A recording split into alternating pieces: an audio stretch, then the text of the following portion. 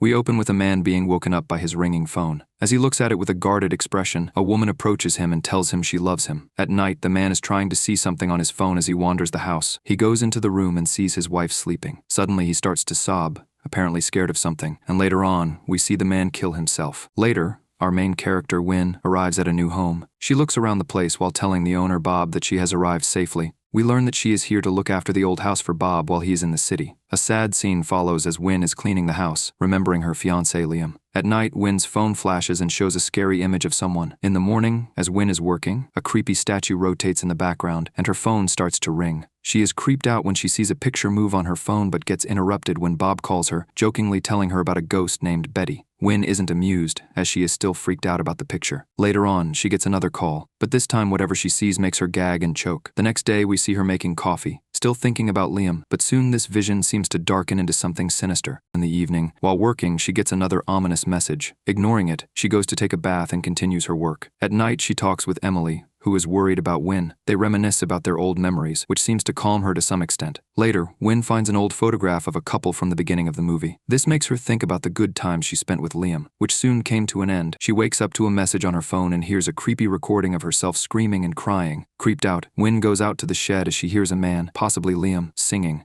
She finds a man there who is too absorbed in his work to pay any attention to the poor. Scared Wynne, she threatens to call the police on him, but the man is unfazed and explains how he killed a deer and has to take care of his car. He finally introduces himself as Chris, who has been working in the garage for a long time. He apologizes for his behavior while consoling a petrified Wynne.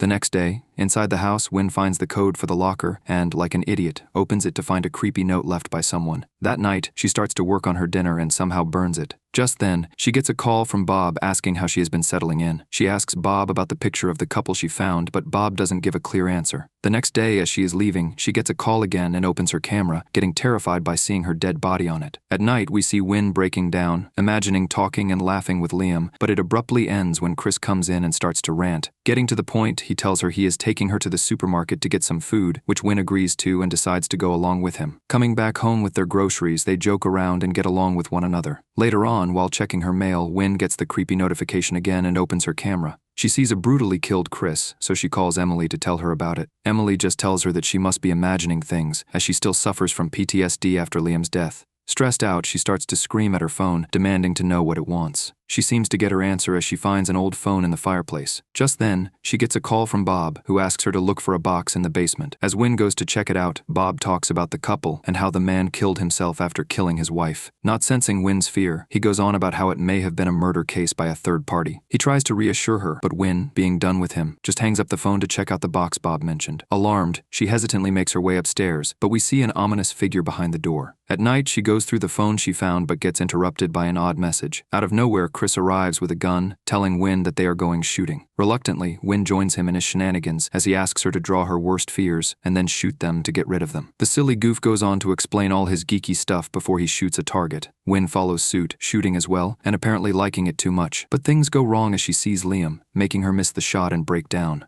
Later in bed, the power cuts off when Wynne gets another message. She follows the camera and sees the fireplace on as she sits before it, writing something. Hearing Liam's voice, she has another episode of traumatic visions. Next day, as she is working, Wynne sees the kitchen faucet turning on by itself. As she goes to turn it off, she gets creeped out by Chris again. Wynne tells him to stop sneaking up on her, but Chris insists she go on a drive with him. He tells Wynne to drive the car, but she looks afraid and hesitant to do so. Gathering some courage, she starts the car while Chris reassures her. However, Wynne cries out and leaves when she sees Liam again. To make matters worse, she receives another picture of a dead bird, causing her to hyperventilate. Later, after listening to Emily's voicemail, Wynne goes out to buy some stuff and sees something in the woods. Returning home, she hears a man talking and investigates, only to find it's a tape recorder emitting a scary sound. Fearful, Wynne takes out her phone's camera and sees the same man from the beginning killing his wife. She rushes outside to find the dead body of the man. Crying out, Wynne tells Chris how she is seeing things on the phone, including the couple who died in this house. She hysterically cries about her suffering, blaming herself for Liam's death. Concerned, Chris calms her down and offers words of wisdom, reassuring her that the storm will pass one day, leaving bliss behind. Later on, Wynne goes home and gets the call again, seeing something that isn't real. After waking up from her slumber, Wynne grabs her coat, and in a shocking scene, the object from before falls in the exact same location as it did in the camera vision. She writes it down to keep a note as we see her losing her mind. In the shed, she tries to break the phone, but it doesn't even scratch. Fed up, she throws it into the lake. Back home, she wakes up to find her hands covered in blood. Scared, she goes outside to investigate and finds the same dead animal from the camera's vision in the same spot. Now fearing for Chris after seeing him dead in her visions, she vows not to harm him no matter what happens. Sitting in front of the fireplace, she writes a letter and realizes that the phone is showing her an inverted image. In an emotional scene outside, she has another vivid vision of Liam telling her how much he loves her. Guilt-ridden, Wynne expresses her remorse about what happened. Liam reassures her to be brave and fight through this difficult phase, telling her he doesn't blame her, it was just an accident. Before vanishing, Liam tells her he doesn't blame her, it was just an accident.